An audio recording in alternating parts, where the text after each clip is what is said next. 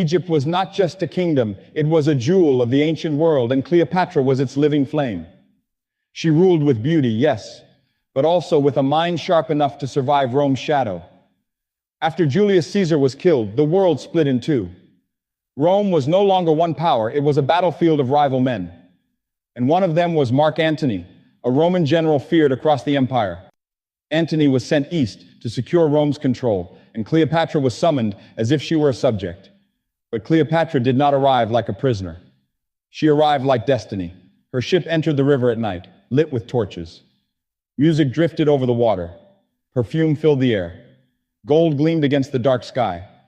Rome expected a queen to kneel. Cleopatra arrived as a queen who would never kneel. And when Antony saw her, he realized something in a single heartbeat. This was not just Egypt. This was power. And Cleopatra was the crown. Their relationship was not only romance, it was alliance. Two rulers, surrounded by enemies, recognizing something rare in each other. In Alexandria, they lived as if time itself could be held back. Marble halls, candlelight, music, the sea breeze moving through columns. But outside their palace, Rome watched like a wolf. Because Antony was supposed to be Rome's sword, yet rumor spread that he had become Egypt's captive. And in the west, Octavian, Caesar's heir, rose like ice. Cold, patient, and ambitious. Octavian didn't need to defeat Antony in battle at first. He only needed to poison Rome's mind. So he turned love into propaganda. He told the people that Antony had betrayed Rome for a foreign queen. That Cleopatra was corrupting him, that Egypt was stealing the empire, and Rome believed it. Because it is always easier to blame love than to admit ambition. Antony tried to hold two worlds in his hands, Rome and Egypt, but history does not allow divided kings. Cleopatra gave him children. Antony gave her promises. Together they dreamed of an Eastern empire that could rival Rome itself. But Octavian tightened the net. He declared war, not on Antony, but on Cleopatra. That was the trick. It made Rome feel righteous, as if they were defending themselves from a foreign threat. The Senate agreed. The people cheered. And suddenly love was no longer private. It became a public crime. Ships filled the harbors. Soldiers marched beneath banners. The Mediterranean became a stage for the greatest showdown of the age. Cleopatra chose to stand with Antony, not behind him, but beside him. It was a fearless choice, and it would become legendary, and it would become tragic. The battle came at Actium, a sea of ships, a sky of smoke, war drums echoing across waves, fire arrows streaking through darkness, wood splintering, men screaming into the sea.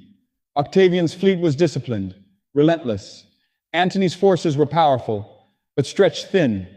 Cleopatra's ships were there too, shining gold against the storm of battle. And then the moment that ended everything, Cleopatra's fleet turned. Some say she retreated because the battle was lost. Some say she feared capture.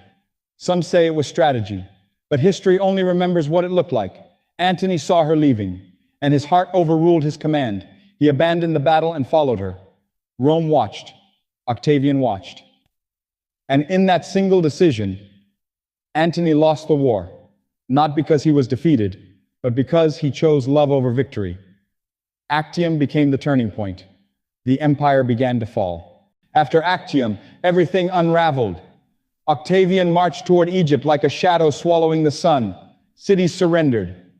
Allies disappeared. Soldiers defected. Antony, once the lion of Rome, became a hunted man. Cleopatra tried to negotiate.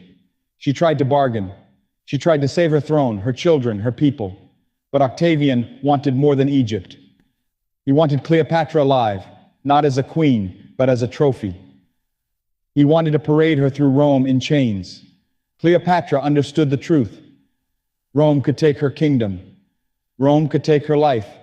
But Rome would not take her dignity. So she prepared her final stage. She gathered treasures, gold, jewels, sacred symbols, and sealed them into a chamber like a monument, not for surrender, for control. Because Cleopatra had lived as a queen, and she would not die as a captive. Then came the cruelest message of all. Antony was told Cleopatra was dead. Whether it was a lie, a rumor, or a mistake, it shattered him. He had lost Rome. He had lost the war. And now he believed he had lost the one person he chose over everything. So he did what ancient men did when honor collapsed. He fell on his sword, but he did not die instantly. Wounded and fading, he was carried toward Cleopatra's monument. And there, behind stone walls, Cleopatra was alive. When she saw him, the queen who never allowed weakness broke. Antony died in her arms. And in that moment, the love story became irreversible. No more treaties, no more battles, no more escape, only the end. Octavian entered Egypt as a conqueror. He stood in Cleopatra's palace, surrounded by the gold of a civilization older than Rome itself. Cleopatra met him. She did not beg, she did not bow. She spoke like a ruler. Octavian offered mercy. He offered safety. But Cleopatra could see the cage behind his words. He intended to take her to Rome, to parade her in chains, to make her a warning to every queen who dared to stand against the empire. Cleopatra looked at him and understood something terrifying. Octavian didn't fear her armies anymore. He feared her story. He feared the way the world would remember her. And Cleopatra knew the one thing she could still control was the ending. So she smiled like a queen. And inside her heart, she chose her final act. Cleopatra prepared for death with calm, not panic. She bathed. She dressed in royal garments. She placed her crown upon her head. She prepared as if she were going to meet the gods. Then she took death into her own hands. Tradition says it was an asp, a serpent hidden in a basket. Others believe it was poison. But the method matters less than the meaning. Cleopatra refused to be a spectacle. She refused to be paraded. She refused to be turned into a joke for Rome. She died as she lived, a queen. And when Octavian found her, it was too late. The most famous woman in the world had slipped beyond his control. Even in death, she defeated him. With Cleopatra and Antony gone, Egypt fell. The last great kingdom of the ancient world became a Roman province, and Octavian became Augustus, the first emperor of Rome. The world entered a new era. But here is the strange truth of history. Octavian won the empire, but Antony and Cleopatra won immortality. Because people do not remember cold victory as much as they remember beautiful loss. They remember the golden barge. They remember Alexandria's lights.